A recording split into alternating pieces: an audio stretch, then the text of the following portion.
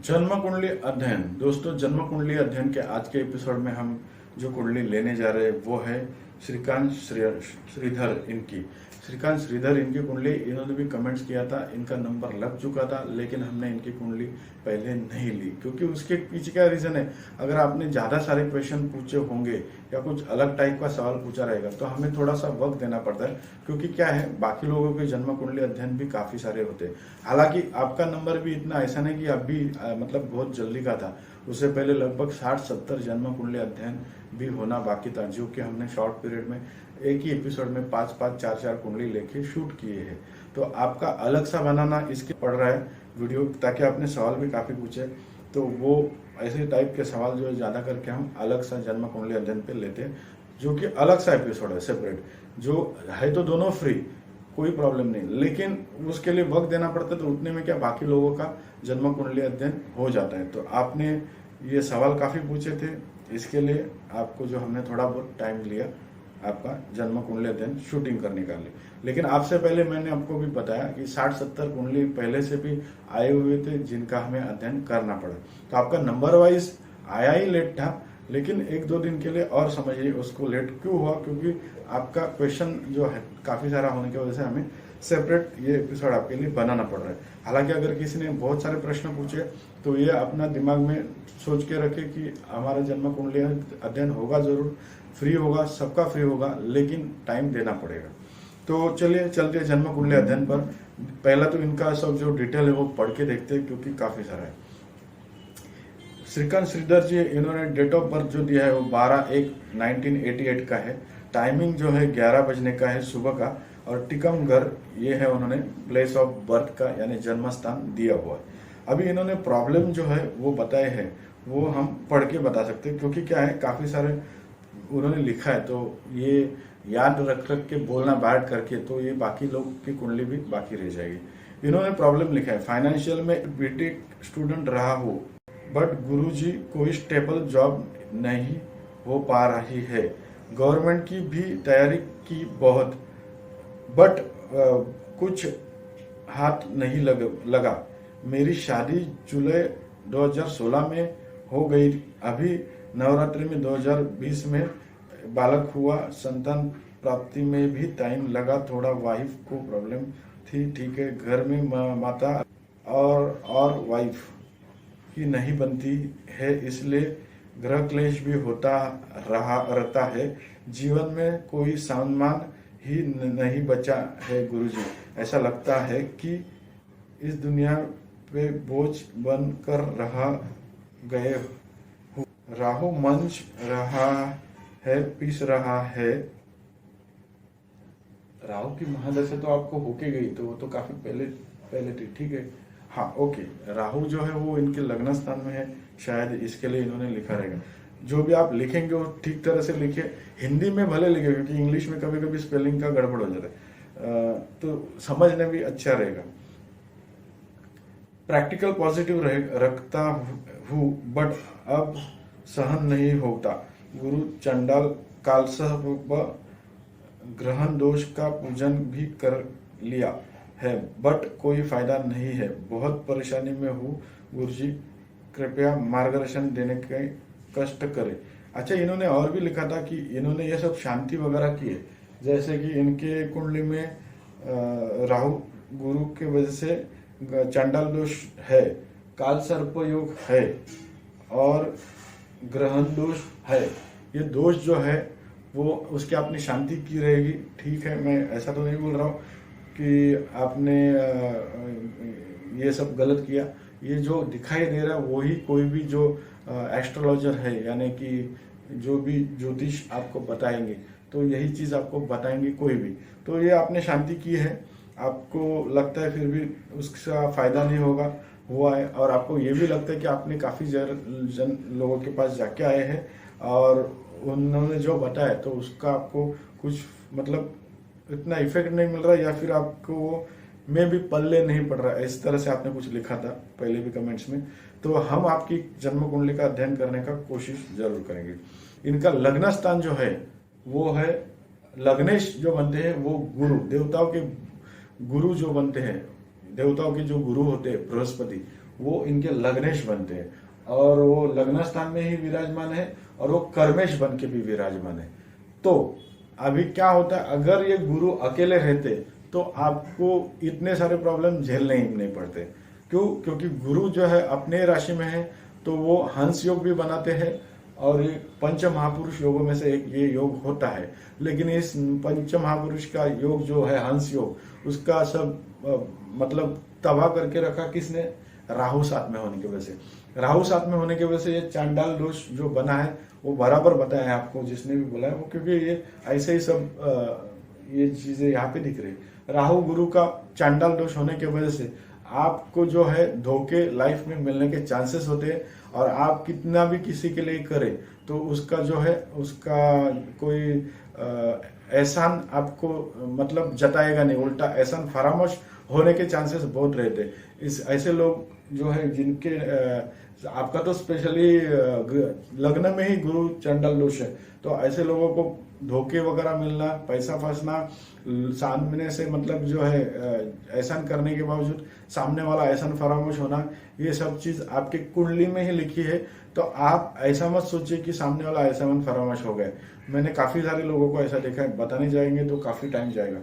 तो ऐसा आपके कुंडली में ही है, तो किसी को दोष देने का जरूरत नहीं। भगवान ने जिस तरीके से रखा है, हर एक को अपने जो किए कर्म किए रहेंगे पिछले जन्म में। अभी आप बोलेंगे पिछले जन्म का पिछले जन्म में, ऐसा नहीं होता। जो भी अपने से कर्म हुए रहेंगे, जो शायद बुरे रहेंगे, तो उस आधार पर ये जो कुंडली बनती है अपनी बर्थ के बाद। तो सोचिए कि जो है भगवान ने जिस तरह से अपने को रखा है, खुश रखने की कोशिश करिए, जो है वो एक्सेप्ट करने की कोशिश करिए। कुछ उपाय हम आपको बताएंगे जरूर।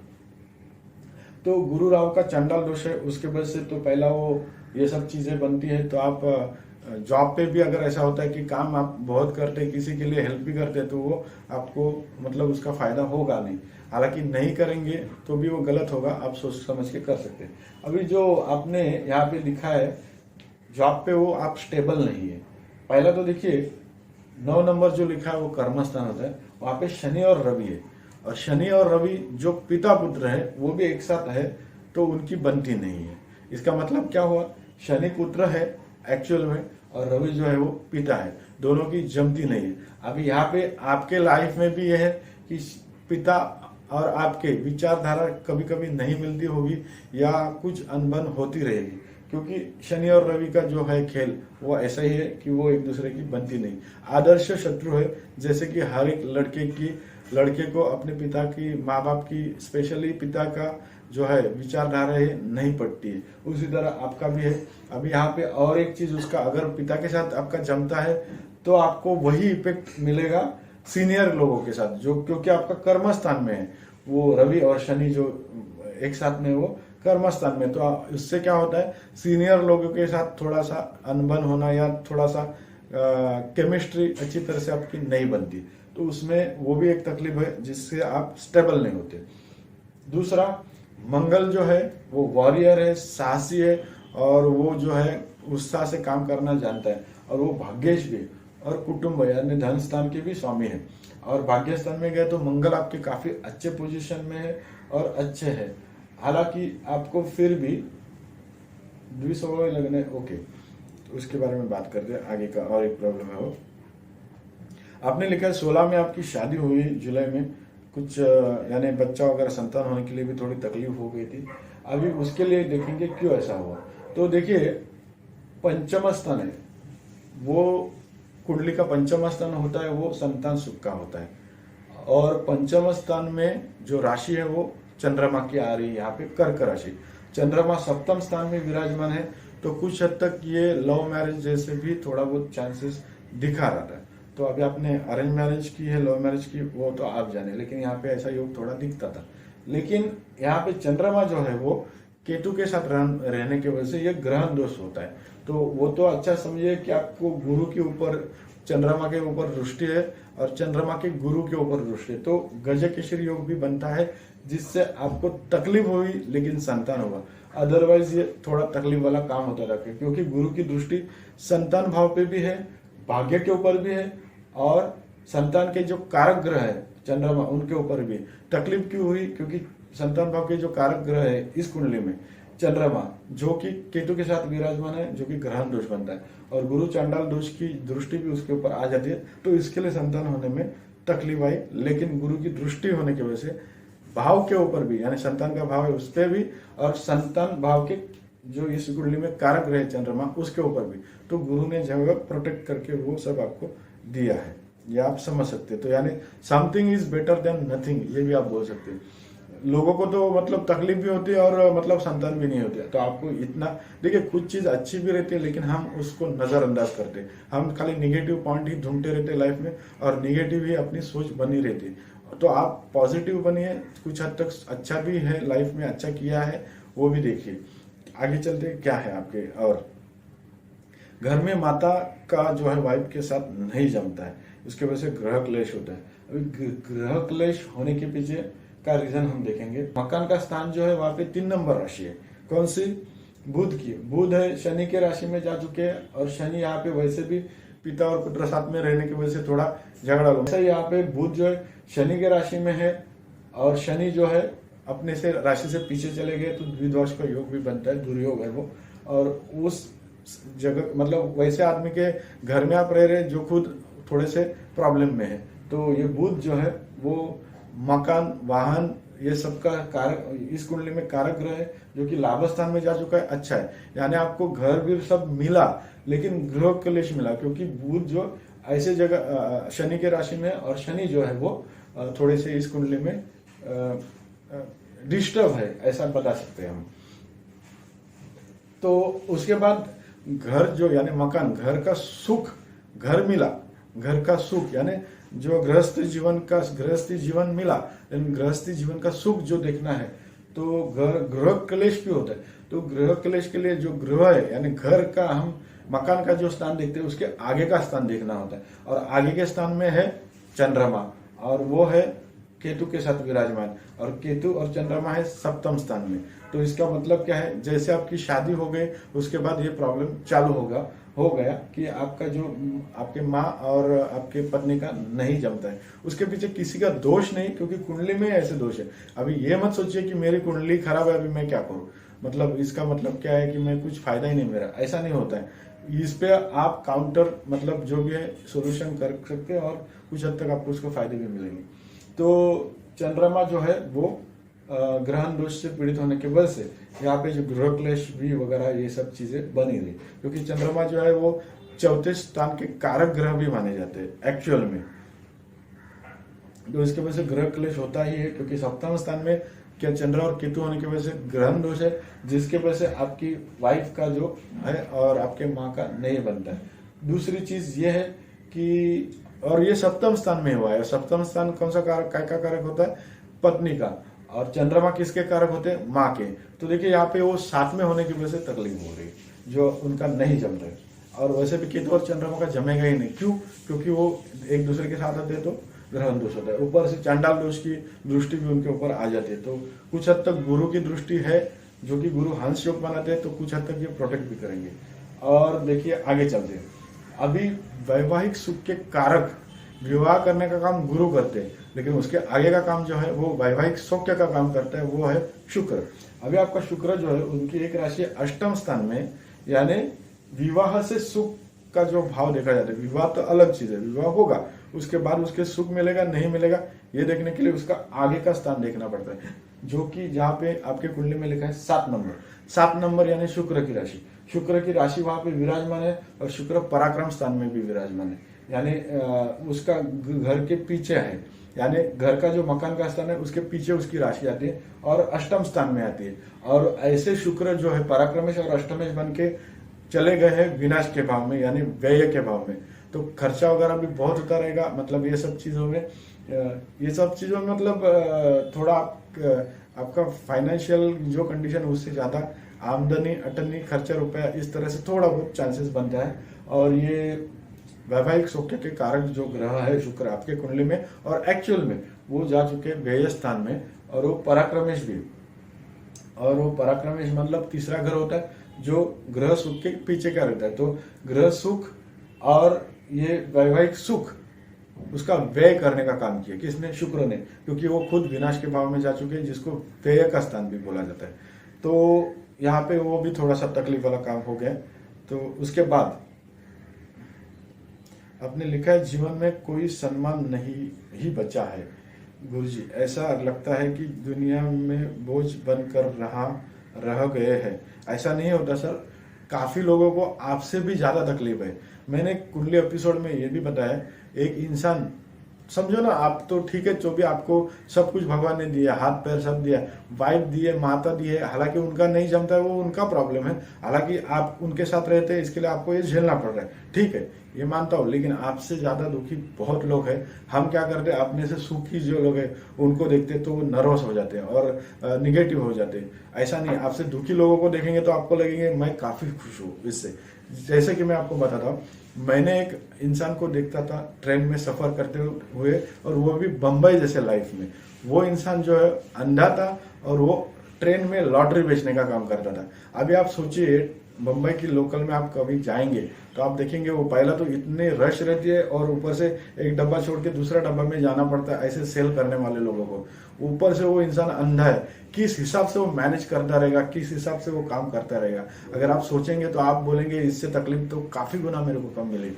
तो क्यों आप मायूस हो रहे हैं और क्यों अपने आप को बोझ बना रहे हैं, यानी बोझ बना हुआ सोच रहे हैं। आप पॉजिटिव रहे और अच्छे से रहे, आपको चीजें भी पॉजिटिवली अच्छी बनती जाएंगी। तो वो इंसान कभी कभी गिरा हुआ भी देखता था मैं, मतलब प्लेटफॉर्म पे थोड़ा सा धक्का लग के गिर गया बेचारा, कुछ लग गया, ऐसे हालात में फिर भी वो हार नहीं माना, वो वही करता था, टिकट बेचता था। इस तरह से मैंने उनको देखा है। तो आप सोचो, उनको रोज, यानी जैसे कि रोज की मौत ही हो सकती है ये चीज, यानी अंधा होके टिकट बेचने के लिए ट्रेन में जाना एक डब्बे से दूसरे, जिनको दिखता है उनको पॉसिबल नहीं होता है। तो ये तो बेचारे अंधे, फिर भी ये सब ऐसा काम करते थे। आप सोचिए कितना बड़ा त्याग, कितना बड़ा बलिदान, कितना बड़ा तकलीफ वो सहते रहेंगे। उसके हिसाब से आपकी, ये तो मैंने एक एग्जांपल दिया, ऐसे सैकड़ों उदाहरण है।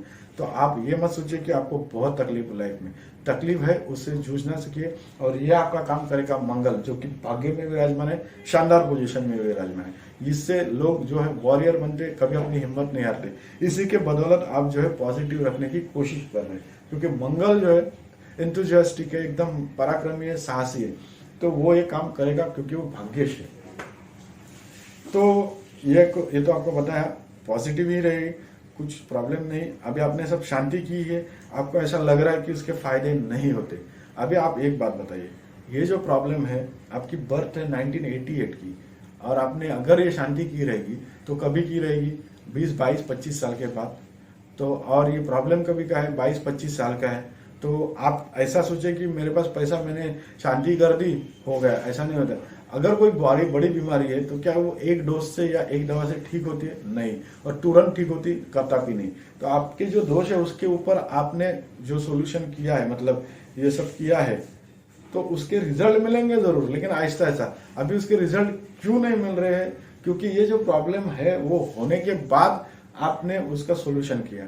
अगर देखिए, अगर आपको स्वस्थ रहना है एक लाइफ में, एक एग्जांपल बता रहा हूँ, तो आपको सुबह उठ के घूमने जाना है, सुबह की ताजी हवा में टहलना है, तो आपका जो है स्वास्थ्य काफी अच्छा रहेगा। अगर आपको तकलीफ है और फिर आप डॉक्टर बोलते तभी आप जानी चालू कर दे, तब आपको तकलीफ जो है वो प्रॉब्लम से निकलने के लिए भी टाइम देना पड़ता है। तो ये जो आपने शांति वगैरह की है, उसका इफेक्ट कुछ ना कुछ जरूर मिलता है। हर एक कार्य का कुछ ना कुछ जो है फायदा या नुकसान होता है। तो आपने ये शांति की है तो अच्छा ही किया है, जो कि आपके है। और काल सर्प योग है, क्योंकि राहु और केतु के एक बाजू में सब ग्रह आए हुए हैं, तो उससे काल सर्प योग से ज्यादा इसे इम्बैलेंस कुंडली कहते हैं। क्योंकि क्या है, अगर तराजू रहेगा तो उसके एक बाजू में सब कुछ रखा जाएगा तो वो एकदम नीचे आ जाएगा, दूसरे बाजू में सेम वजन रखेंगे तो लेवल होएगा। तो उस तरह से ये एक बाजू में अगर आपके कुछ ग्रह होते तो कुछ हद तक आपको ये बैलेंस होता था लाइफ। लेकिन राहु और केतु के सब एक ही बाजू में आ गए, और वो उसके वजह से आपका काल सर्प योग बना है। और उसके होता क्या है, जिस स्थान में खाली पड़े स्थान, वहां का सुख लेने नहीं देते। जैसे कि फाइनेंस, धन भाव आपका ये बाजू में आता है, और गृहस्थ सुख का, मकान का, और संतान सुख का, मतलब संतान का, और पराक्रम का, और रोग रिपु शत्रु। अभी रोग रिपु शत्रु मतलब आपको कोई बीमारी नहीं होगी, ठीक है, लेकिन आपको टेंशन तो है, वो भी एक चिंता जो है वो भी तो चिता समान होती है। तो वो सब आपको इस भाव के जो इफेक्ट है वो यानी काल सर्प योग है उसके वजह से मिल रहे, जो कि ऐसा जरूर नहीं कि पूरे लाइफ भर मिलेंगे। सचिन तेंदुलकर के भी कुंडली में काल सर्प योग देखा जाता है, जो कि इंटरनेट से कुंडली हम ढूंढते, तो फिर भी वो इतने कामयाब है। तो आपने उपाय किए तो आहिस्ता आहिस्ता आपको उसका फल भी जो है वो मिलेगा। हालांकि आपको आपकी सोच बदलनी होगी। आप ये सोचिए कि आपकी वाइफ और आपकी माँ चेंज नहीं होगी, क्योंकि उनको अगर चेंज होने करने जाएंगे आप, तो आपका लाइफ उसमें डिस्टर्ब होगा और आप लाइफ भर वही करते रहेंगे। वो तो सुधरेंगे नहीं, उल्टा आप बिगड़ेंगे। तो उससे अच्छा आपकी सोच को बदलना है। अगर उनका झगड़ा होता है तो क्यों होता है, किस चीज पे होता है वो सोचिए। अगर कोई रीजन ही नहीं, कोई भी चीज पे होता है तो वो भी होने का चांसेस बनता है, क्योंकि चंद्रमा और केतु का ग्रहण दोष वैसे भी। कोशिश कीजिए शांत दिमाग से, और कभी कभी क्या करिए कि जो है वाइफ की बाजू लेके वाइफ के साइड में होके उसको सब शांत दिमाग से उनको बताइए, ना कि वो उनके ऊपर जोर जबरदस्ती करके उनको शांत करिए। वैसा ही माँ के साथ भी करना है, लेकिन अलग अलग रहेंगे तभी करना है, क्योंकि दोनों साथ में रहेंगे और एक के साथ आप जाएंगे तो दूसरा पक्ष बिगड़ जाएगा। तो दोनों को शांति से समझाने का है। पहला उनको पॉजिटिव करना है, अच्छे से उनके ढंग से चलना है, उनके बारे में कुछ अच्छी बातें करनी है, उनको कुछ हो सके तो ड्रेस साड़ी या जो भी देखे, फिर कभी शांति से बैठ के पूछना है आपने जो भी आप कर रहे हैं बहुत अच्छा कर रहे हैं, अच्छी से घर संभाल रहे, बच्चों को संभाल रहे, सब देख रहे, काफी अच्छा है। माँ को भी बोल सकते हैं आपने काफी बड़ा मतलब पढ़ा लिखा के हमें बड़ा किया। तो उस तरह से आप कन्विंस करिए, और बाद में आपका प्रॉब्लम बोले कि ये जो झगड़ा वगैरह होता है तो वो आप थोड़ा सा शांत रखें। मैं ऐसा नहीं बोल रहा कि आपकी गलती है, लेकिन आप बुजुर्ग हैं, आप बड़े हो, आप कोशिश करिएगा इस तरह से समझिए। अभी सब मैं बताऊंगा नहीं, क्योंकि आपको अपना दिमाग दौड़ा के ही थोड़ा बहुत कन्विंस करने की कोशिश करनी है। फिर भी उसके बाद आपको रिजल्ट नहीं मिलते नजर आएगा, क्योंकि केतु जो है वो कभी सुधरने नहीं देगा। फिर भी इस कोशिश से थोड़ा बहुत फर्क पड़ सकता है। इस तरह से आपको करना है, तो वो आप करेंगे तो थोड़ा फर्क पड़ जाएगा। अभी परेशान तो आप है, ये तो यहाँ पे दिखाई देता है। मार्गदर्शन जो आपने पूछा तो हाँ हमने किया है, फिर भी उसके साथ उपाय भी हम बता दें। अभी आपने ये सब उपाय किए, खर्चे किए, आप ये मत सोचिए कि इसका कुछ फायदा नहीं होगा। उसका फायदा ऐसा ऐसा होगा, और जो भी होगा वो थोड़ा बहुत होगा, क्योंकि आपने प्रॉब्लम होने के बाद ये सब करने शुरू किए। अभी आपको जो है अगर हो सके पॉसिबल है तो रत्न धारण कर सकते हैं, अगर नहीं है तो आप जो है मंत्र जाप भी कर सकते हैं। लेकिन रोजाना बोलने मंत्र, रोज मंत्र 50 बार बोलना है हर एक मंत्र। अगर 50 बार सही में नहीं जम रहा है आपको तो 25 बार हर एक मंत्र बोलना है। नवग्रह स्तोत्र का बुक आता है, उसमें देख के बोलना है। जिस स्पीड में हम आपको बता रहे हैं उस स्पीड में आपको बोलना है। प्रोनाउंसिएशन उच्चारण अच्छा होना चाहिए। अभी आप जैसे ये उच्चारण यानी मंत्र जाप करना शुरू करेंगे लाइफ में, तो आगे चल के आपको जो है उसका पॉजिटिव रिजल्ट दिखना शुरू होगा। कुछ वक्त देना पड़ेगा, नहीं तो आप बोलेंगे आज से मंत्र बोल रहा हूँ कल से मेरे को रिजल्ट चाहिए, ऐसा नहीं होगा। उससे आप ना बोलिए। अगर बोलना है तो पूरा लाइफ के लिए बोलना है। 50 बार नहीं तो 25 बार बोलेंगे। जैसा आपका मंत्र जाप बढ़ते जाएगा वैसे वैसे पॉजिटिविटी आपको आ जाएगी। कुंडली की निगेटिविटी निकल जाने के चांसेस बनते हैं। तो आपको जो है वो मंत्र जाप करने तो है, उसके साथ पहला और आपको क्या क्या करना है वो भी बता दें। पूर्णिमा को आपको चंद्रमा के लिए अर्घ्य देना है, उससे आपको फर्क पड़ जाएगा। उस वक्त आप ओम सोम सोमाय नमः ये मंत्र जाप भी कर सकते हैं रात को, पूर्णिमा के रात को। तो उससे आपको चंद्रमा जो है वो ठीक ठाक थोड़े बहुत हो जाएंगे। उसके बाद रवि के लिए आपको रोज उठ के सुबह उठ के जल प्रदान करना है और अर्घ्य देना है। उस वक्त आपको ओम घृणी सूर्याय नमः यह मंत्र 21 बार बोलना है। देखिए ये कुछ ज्यादा है, सब कुछ बता रहे हैं वो ज्यादा टाइम के लिए है, लेकिन आपको ये करेंगे तो फर्क पड़ेगा।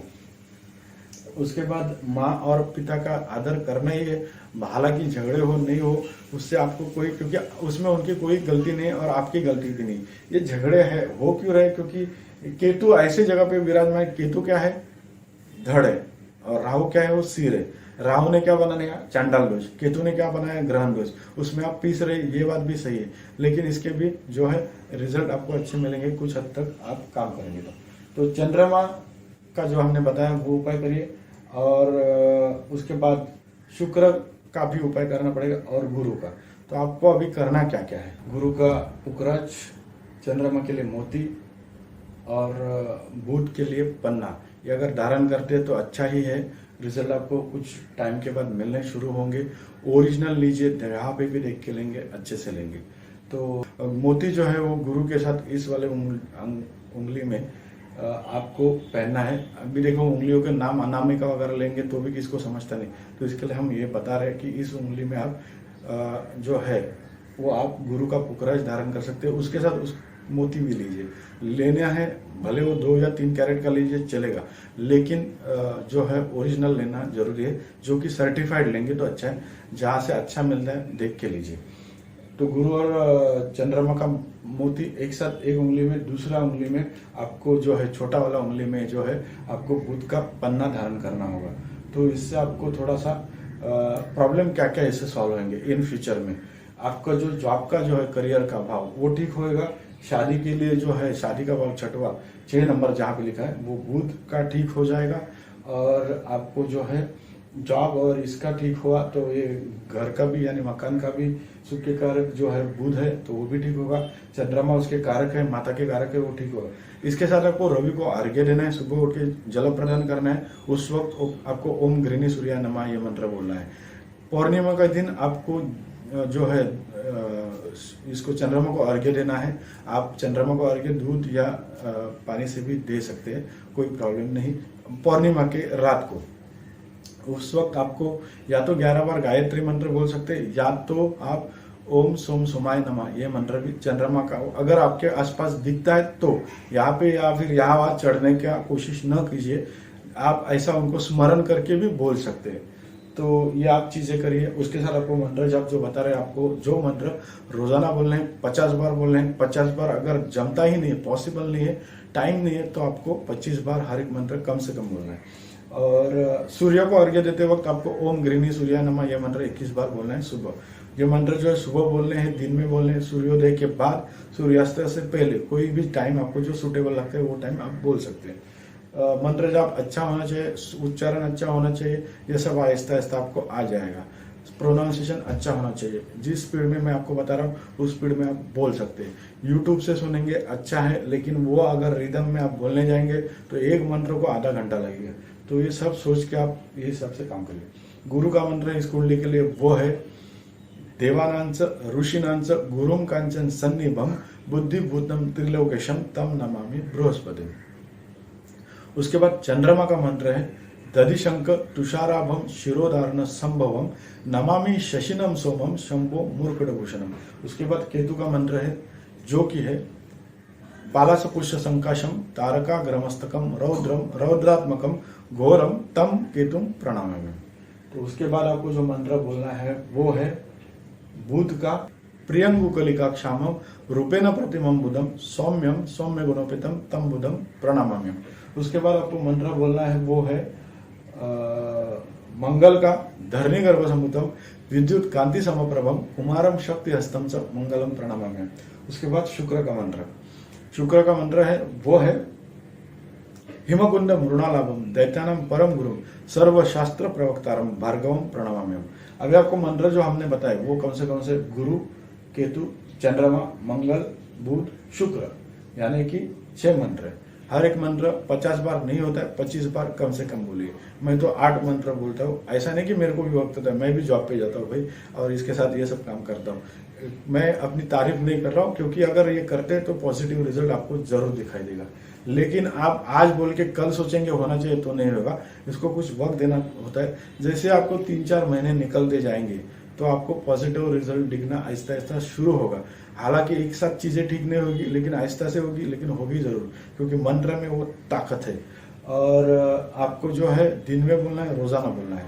और अंगूठी अगर आप पहनते भी है तो भी बोलना है, क्योंकि अंगूठी के साथ अगर ये करते तो काफी अच्छा है। अगर आपको अंगूठी वगैरह रत्न पहनने को नहीं जम रहा है, पॉसिबल नहीं, फाइनेंशियल है जो भी है, तो आप मंत्र जाप शुरू करिए। हम आपको रेकमेंड कर रहे हैं हाईली, क्योंकि मैं खुद करता हूँ, मैंने काफी लोगों को दिए और मंत्र जाप से काफी कुछ हो जाता है। ये मंत्र ऐसे ही लिखे नहीं गए, वो उसके पीछे कुछ रीजन है, जो कि हर चीज का उपाय जो होता है भगवान ने दिया हुआ है, हमें वो करना जरूरी होता है। और मतलब श्रद्धा से करना होगा और शांति से करना होगा। बहुत सारे प्रॉब्लम आ सकते हैं लाइफ में, फिर भी हमें वो उसको डट के मुकाबला करके आगे जाना है और ये सब करना है। और कभी आप निगेटिव मत सोचिए। अगर जब भी आपको ऐसा लगेगा नेगेटिविटी ये सब चीज, तो आपको क्या है, कुछ अच्छा जो है गाना वगैरह आप सुन सकते, कॉमेडी वगैरह आप जो भी जो है वो सुन सकते हैं। हालांकि घर में ये करने जाएंगे तो और झगड़े होंगे, क्योंकि वाइफ बोलेंगे ये तो ध्यान ही नहीं दे रहे मेरे पे। हालांकि ये सब चीजें हो जाती है। आप कोशिश करिए पॉजिटिव विचार उसके साथ भी शेयर करेंगे तो जो अच्छी अच्छी चीजें आपने जो साथ में बिताए वक्त उस बारे में बात करिए। कभी आपके पास फोटोज वगैरह रहेंगे जो ने तो वो दिखाएंगे, तारीफ करिए कितने आप अच्छी दिखती है, कितना मस्त लग रहा है आप, जो भी है। अभी सब मैं बताने जाऊंगा भाई तो मैं भी मेरे वाइफ के साथ यही करता हूँ, क्योंकि क्या है उन लोग भी काफी टेंशन में रहते हैं, उनकी जिम्मेदारी बहुत रहती है। हालांकि इनमें एक ही तकलीफ होती है, स्पेशली कुछ लोगों में, कुछ लेडीज में, कि वो आपके ने माँ बाप को तो चाहती है लेकिन सास ससुर को नहीं चाहती। तो ऐसा नहीं करना चाहिए। हर एक को मेरी रिक्वेस्ट भी है, क्योंकि वो भी माँ बाप की तरह ही भी होते हैं, और भले हस्बैंड के क्यों ना हो, वो भी एक माँ बाप है। तो उनकी भी रिस्पेक्ट रखेंगे, उनका आशीष बरकत का हाथ अगर आपके ऊपर रहेगा तो आप जिंदगी में आप पूरे फैमिली को संभाल के आगे जा सकते हैं।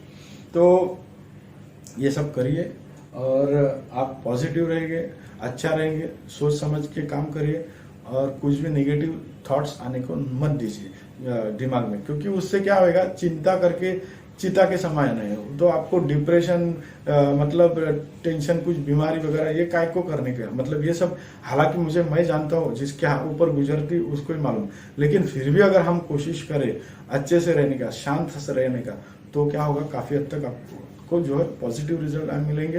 पॉजिटिव बातें, पॉजिटिव सोच, मोटिवेशन के वगैरह आप जो है ये देख सकते, पढ़ सकते वीडियोस। अभी मैंने कुछ टाइम पहले आपको जैसा कि वो उस अंधे व्यक्ति के बारे में बताया जो कि लॉटरी सेल करता था मुंबई के लोकल में, और ये बहुत टफ काम है।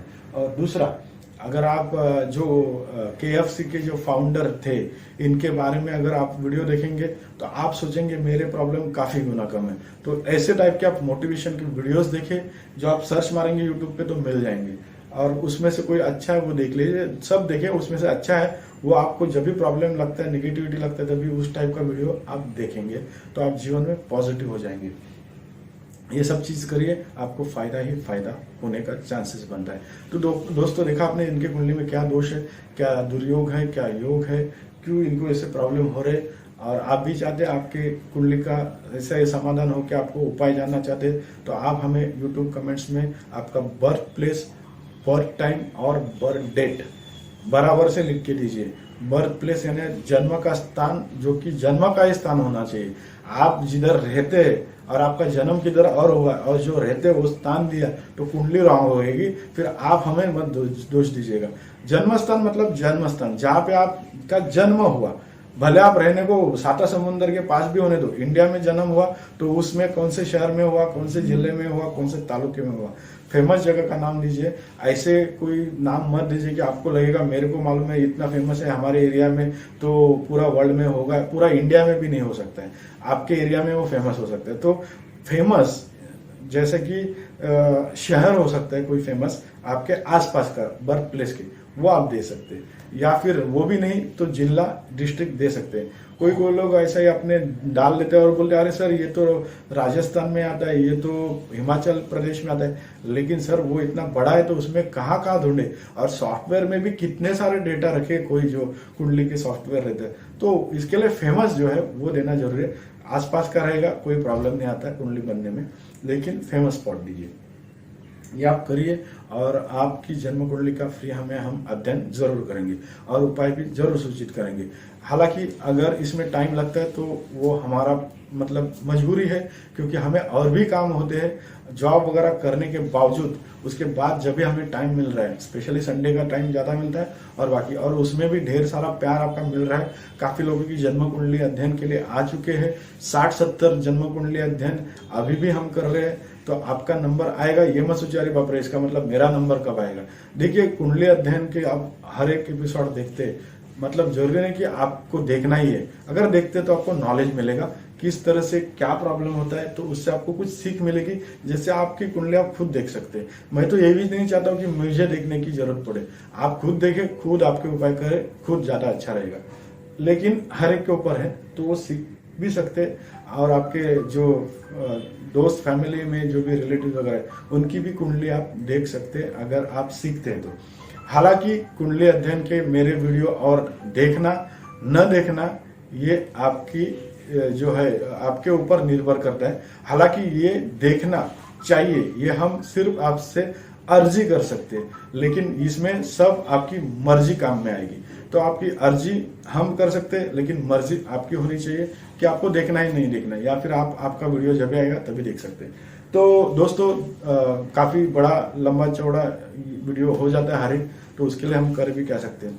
तो आज के लिए इतना है, मिलते हैं अगले वीडियो में, तब तक के लिए।